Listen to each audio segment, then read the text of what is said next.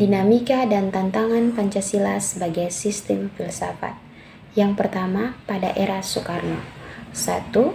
Pada era pemerintahan Soekarno, Pancasila sebagai sistem filsafat dikenal dengan istilah filosofis groundslot. 2.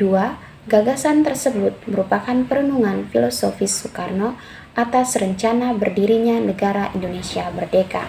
3. Ide tersebut dimaksudkan sebagai dasar kerohanian bagi penyelenggaraan kehidupan bernegara.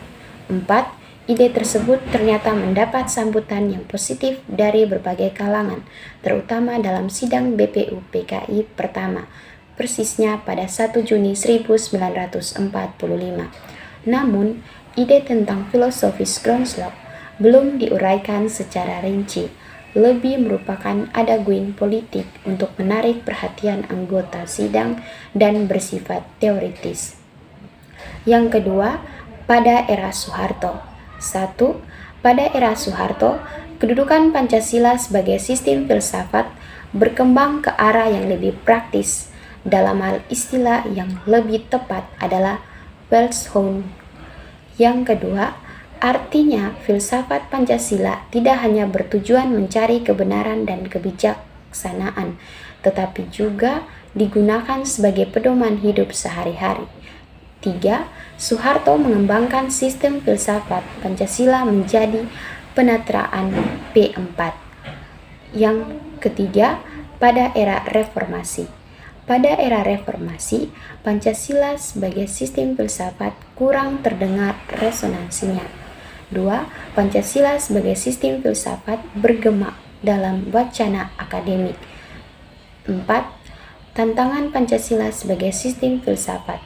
Pertama, kapitalisme, yaitu aliran yang meyakini bahwa kebebasan individual pemilik modal untuk mengembangkan usahanya dalam rangka meraih keuntungan sebesar-besarnya merupakan upaya untuk menyejahterakan masyarakat.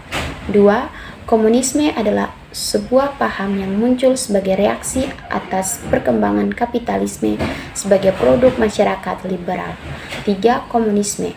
Komunisme merupakan aliran yang meyakini bahwa kepemilikan modal dikuasai oleh negara untuk kemakmuran rakyat secara merata. Yang kelima, esensi Pancasila sebagai sistem filsafat. Pertama, hakikat sila ketuhanan terletak pada keyakinan bangsa Indonesia bahwa Tuhan sebagai prinsip utama dalam kehidupan semua makhluk. Yang kedua, hakikat sila kemanusiaan adalah manusia monopluralis yang terdiri atas 3 modualis, yaitu susunan kodrat atau jiwa raga, sifat kodrat atau makhluk individu, sosial, kedudukan kodrat atau makhluk pribadi yang otonom dan makhluk Tuhan. Ketiga, hakikat sila persatuan terkait dengan semangat kebangsaan. Rasa kebangsaan terwujud dalam bentuk cinta tanah air yang dibedakan ke dalam 3 jenis, yaitu tanah air formal, dan tanah air mental. Keempat, hakikat sila kerakyatan terletak pada prinsip musyawarah, artinya keputusan yang diambil lebih didasarkan atas semangat musyawarah untuk mufakat, bukan membenarkan begitu saja mendapat mayoritas tanpa peduli pendapat minoritas. Kelima, hakikat sila keadilan terwujud dalam 3 aspek, yaitu keadilan distributif, lokal, dan komutatif. Yang keenam, urgensi Pancasila sebagai sistem filsafat. Pertama, meletakkan Pancasila sebagai sistem filsafat dapat memulihkan harga diri bangsa Indonesia sebagai bangsa yang merdeka dalam politik, yuridis, dan juga merdeka dalam mengemukakan ide-ide pemikirannya untuk kemajuan bangsa, baik secara material maupun spiritual. Kedua, Pancasila sebagai sistem filsafat membangun alam pemikiran yang berakar dari nilai-nilai budaya bangsa Indonesia sendiri, sehingga mampu dalam menghadapi berbagai ideologi di dunia.